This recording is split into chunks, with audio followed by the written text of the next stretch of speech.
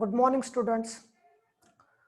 Today we will learn next part of our protochordata. I am going to share the slide. Is it visible? It's okay. Let us see next part, general characters of the chordata. First is the cephalization. What does it mean by cephalization? It is the formation of head by concentration of nervous tissue and sense organs at the anterior end.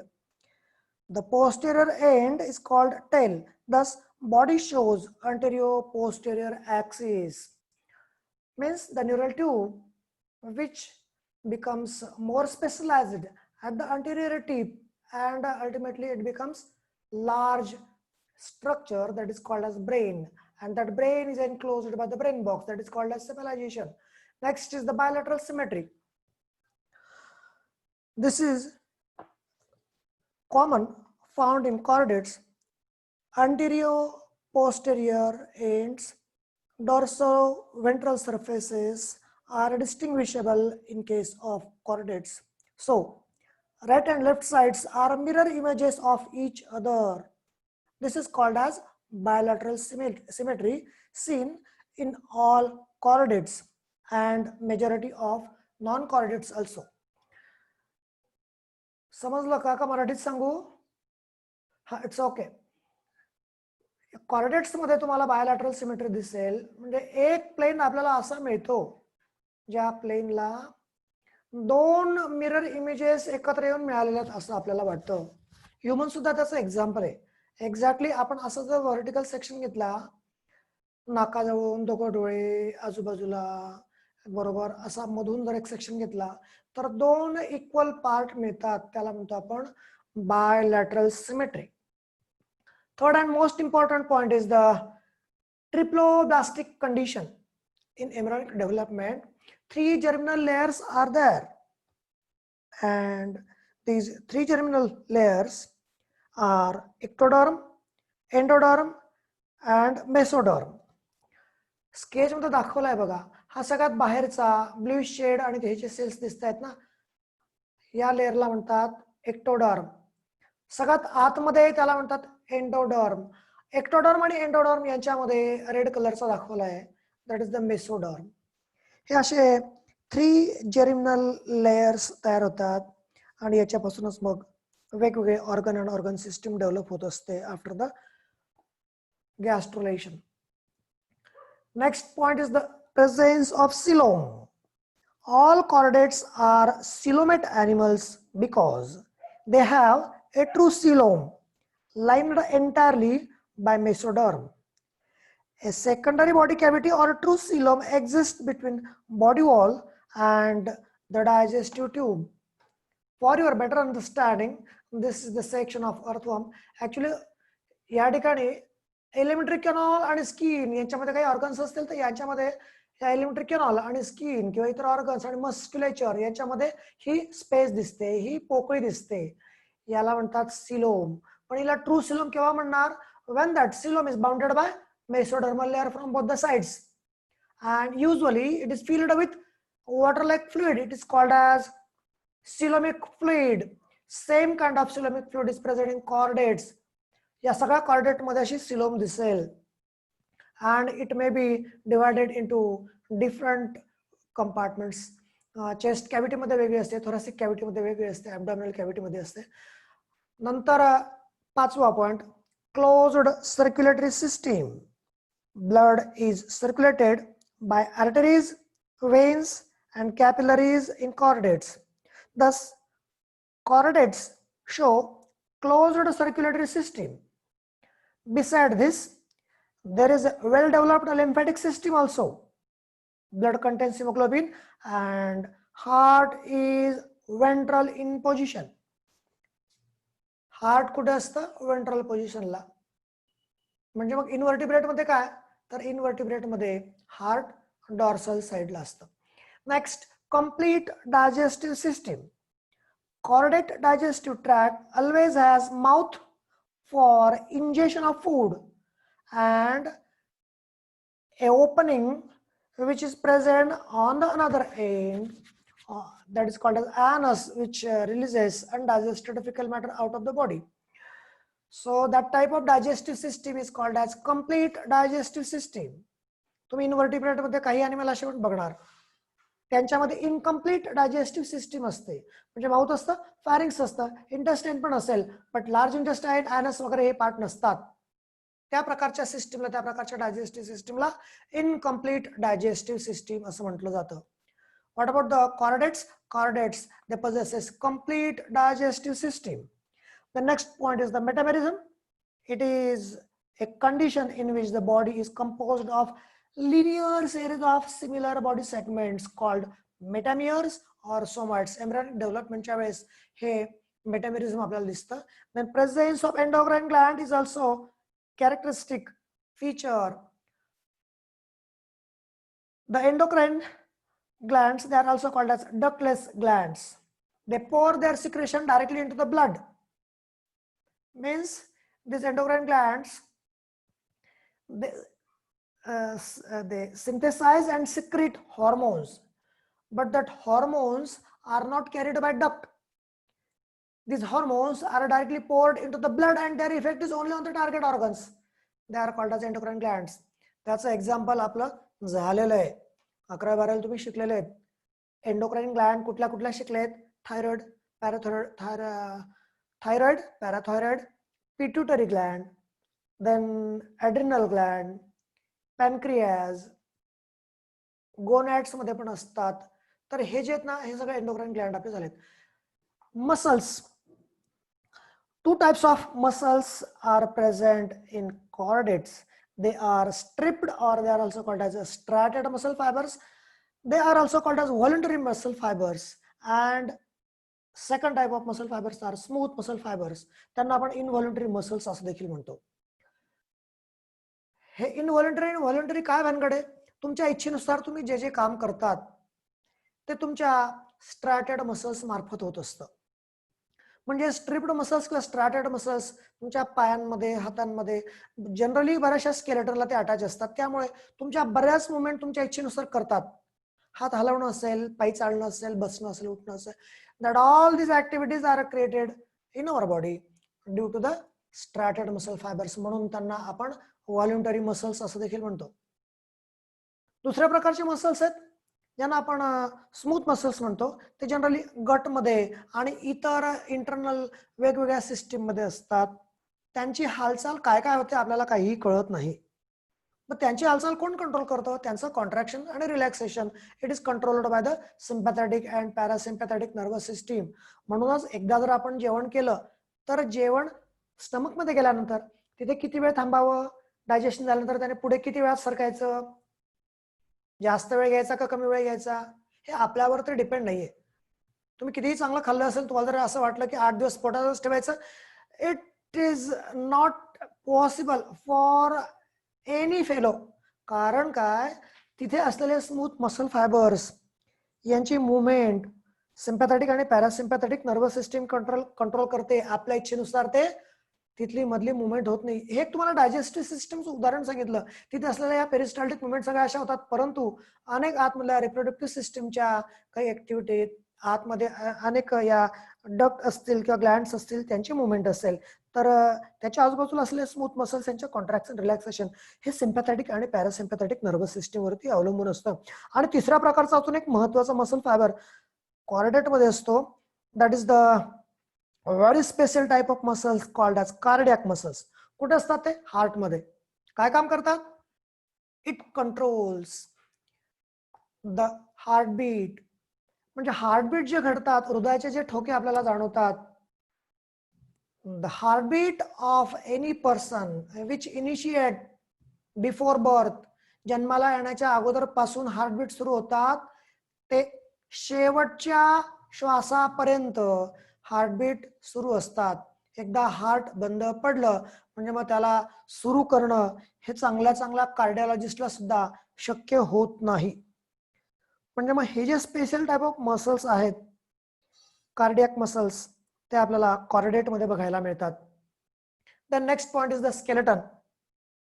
Endoskeleton, it is made by bony and cartilages, which support the body and give particular shape to the body. Next point is the excretory system. The unwanted substances present in our body, which brought by blood, and that blood is get filtered into the kidneys, and that unwanted substances are thrown outside the body in the form of urine. या युरिनच्या form मध्ये बरेच नको असलेले घटक हे बाहेर सोडले जातात आणि यासाठी मग कॉर्डेट मध्ये काहींमध्ये प्रोटो, काहींमध्ये मेसो आणि मेटानेफ्रिक टाइप ऑफ किडनीज या डेव्हलप झालेल्या असतात, which removes all the unwanted materials. Along with that, it also very important in maintaining the salt and water balance in our body. Then last and important point is the reproductive system. Sexes are separate with rare exception. Sexes separate सापडतात सगळ्या chordate मध्ये. Rare एक्सेप्शनचा अर्थ काय सांगितला याच्या अगोदर पण झालेलं आहे आपलं, म्हणजे काही गटांमधले सुरुवातीचे काही अॅनिमल तुम्हाला असे पण सापडतील प्रोटोकॉर्डेटा मधले की त्यांच्यामध्ये सेक्सेस एकत्र सापडतील, म्हणजे हर्मॅफ्रोडॅटिझम हा फेनॉमेनॉन आपल्याला बघायला मिळतो. Then next part is the classification of chordata. आता आपल्याला प्रोटोकॉर्डेटा शिकायचं असेल तर अगोदर आपल्याला हे पण समजलं पाहिजे की कॉर्डेटाचे मुख्य दोन ग्रुप आहेत, क्रॅनिएटा आणि अक्रॅनिएटा. क्रॅनिएटा म्हणजे काय? Crania means brain box, crania means brain and ata means bearing animals. म्हणजे असे प्राणी की जे ब्रेन त्यांच्या खोपडीमध्ये असेल त्यांना आपण क्रॅनिएटा असं म्हणतो. यांना यूकॉर्डेटा असं देखील म्हटलं जातं. आणि दुसरा एक ग्रुप आहे ज्याला आपण अक्रॅनिएटा असं म्हणतो. अक्रॅनिएटा या शब्दामध्ये अर्थ दडलाय बघा. ए मीन्स व्हॉट? अब्सेन्स ऑफ क्रॅनिया, म्हणजे यांना डोकंच नाहीये, सेफिलायझेशन याच्यामध्ये झालेलं नसतं, हेड इज नॉट डिस्टिंक्ट, म्हणून यांना प्रोटोकॉर्डेटा असं म्हणतात. या प्रोटोकॉर्डेटाचा अर्थ पण असा होतो बघा, proto means primitive type of chordates they are here. मग याचं आपण क्लासिफिकेशन बघितलं तर या अगोदर आपल्याला प्रोटोकॉर्डेटा कोणाला म्हणतात हे समजलं पाहिजे. जनरली ज्याच्यामध्ये सेफिलायझेशन नाहीये, दे लॅक हेड, लॅक म्हणजे absence of head and they are exclusively marine. Notochord is present आणि यांच्यामध्ये नोटोकॉर्डच नव्हे तर कॉर्डेटचे सगळे कॅरेक्टर तुम्हाला बघायला मिळतील. Presence of notochord, nerve cord on dorsal side, presence of kill slits and myotomes are usually present. And these protochordates are ciliary feeder. लहान लहान प्राणी असतात, ciliary feeder असतात ते, म्हणजे सिलियाच्या मदतीने वॉटर करंट मेंटेन करतात आणि पाण्यामधून आलेले डायटम्स, अल्गी, फंजाय त्याचे स्पोर्स किंवा बॅक्टेरिया हे ट्रॅप करतात, त्यांच्यावरती फीडिंग करतात, त्यांच्यावरती त्यांचं न्यूट्रिशन असतं. मग या अक्रॅनिएटामध्ये मुख्य 3 सब क्लासेस आपल्याला शिकायचे आहेत. एक आहे हेमिकॉर्डेटा, दुसरा युरोकॉर्डेटा आणि तिसरा आहे सेफॅलोकॉर्डेटा. पहिला कुठला सांगितला? हेमिकॉर्डेटा, दुसरा युरोकॉर्डेटा आणि सेफॅलोकॉर्डेटा. आता सेफॅलोकॉर्डेटा या शब्दावरून तुमच्या एक लक्षात येईल, सेफॅलिक रिजन म्हणजे काय? डोक्याचा भाग. ग्रीक भाषेमध्ये हे सगळे शब्द आहेत, या ग्रीक भाषेच्या शब्दांवरून हे नावं तयार झालेले आहेत.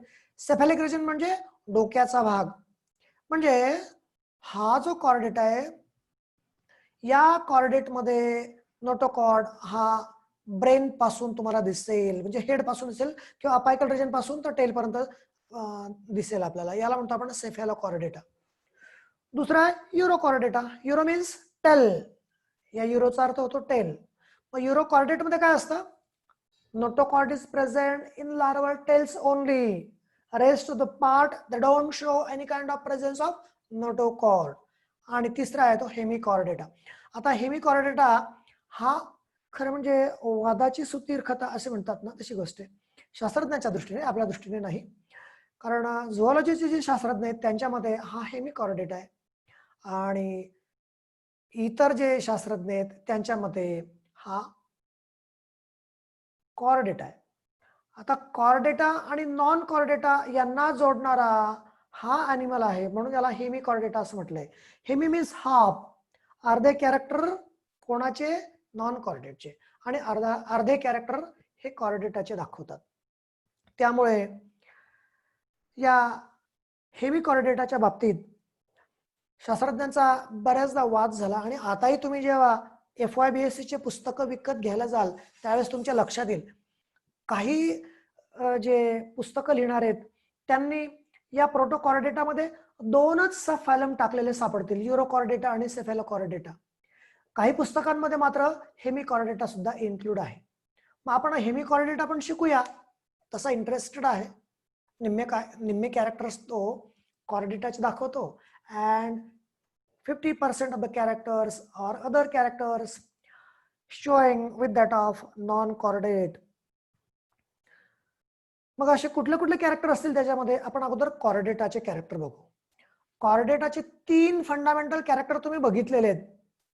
तर या 3 फंडामेंटल कॅरेक्टर पैकी presence of gills and notochord हे 2 कॅरेक्टर याच्यामध्ये दिसतात, नर कॉर्ड दिसत नाही. मग नर कॉर्ड कसं असतं? नर कॉर्ड जसं नर्वस सिस्टीम ॲस्टेरॉइडियामध्ये म्हणजे इनव्हर्टिब्रेटच्या सी स्टार मध्ये स्किन मध्ये पसरलेली असते तशी याची नर्वस सिस्टीम असते. आणि म्हणून मग इतरही जेव्हा आपण डिटेल शिकू तेव्हा तुमच्या लक्षात येईल इतरही बरेच कॅरेक्टर तो नॉन कॉर्डेटा सारखे दाखवतो. मग काही कॅरेक्टर कॉर्डेटाचे काही नॉन कॉर्डेटाचे, म्हणजेच मग हा काय, it is a kind of connecting link in between the non chordate and chordate. असे जर काही प्राणी असले जे 2 वेगवेगळ्या गटांचे कॅरेक्टर दाखवतात त्यांना कनेक्टिंग लिंक असं म्हणतात. आणि असे जे असतात याचं इव्होल्युशनरी इम्पॉर्टन्स खूप आहे आणि म्हणूनच इव्होल्युशनरी लिंक असं देखील म्हटलं जातं. जनरली समुद्रात राहणारे हे जे प्राणी आहेत यांचं इव्होल्युशनरी लिंक कोणाशी आहे? इनव्हर्टिब्रेट अँड व्हर्टिब्रेट या दोघांमधले तो कॅरेक्टर दाखवतो, म्हणून त्यांना इव्होल्युशनरी लिंक असं म्हटलं जातं. बघा इथे शब्द लिहून ठेवलाय, evolutionary link in between the invertebrates and vertebrates. लहान प्राणी येते. बरं, आता आपण बघूया तो प्राणी कुठला आहे.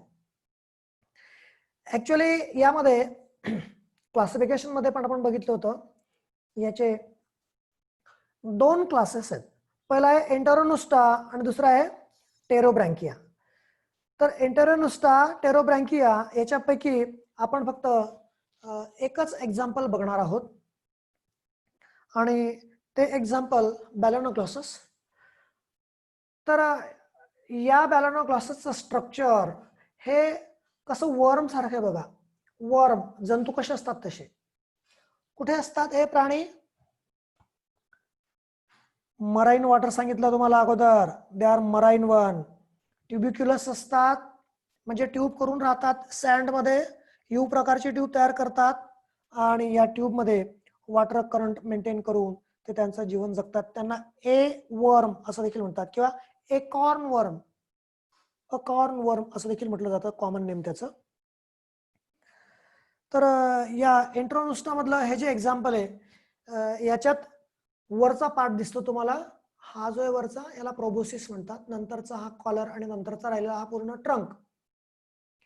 या प्रोबोसिस मध्ये छोटस नोटोकॉर्ड सुरुवातीला असतं आणि म्हणूनच मग या ॲनिमलला कनेक्टिंग लिंक असं म्हटलेलं आहे. आणि अजून दुसरं कॅरेक्टर काय सांगितलं होतं? Presence of gills. मग या ब्रँकियल रिजन मध्ये या ठिकाणी हे गिल्स दिसतात बघा. Here gills are also present for the respiration आणि म्हणूनच या ॲनिमलला connecting link of Chordata and non Chordata असं म्हटलेलं आहे. तर विद्यार्थी मित्र, आज आपण इथे थांबूया. राहिलेला पार्ट आपण उद्याच्या लेक्चरला बघूया. ओके.